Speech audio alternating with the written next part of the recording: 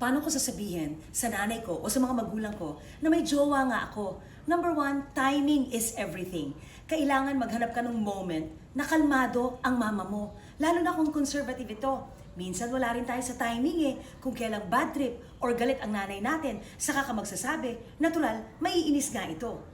Pangalawa, own your truth, but be respectful.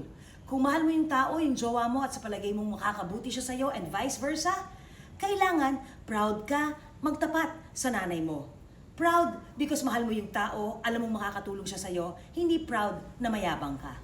Ngayon, para naman sa mga magulang, respeto rin. Subukan naman natin makinig.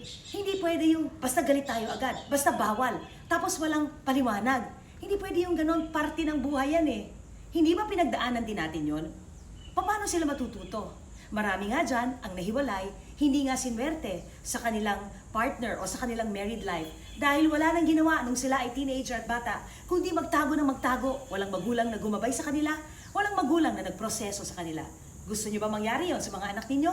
Think about that.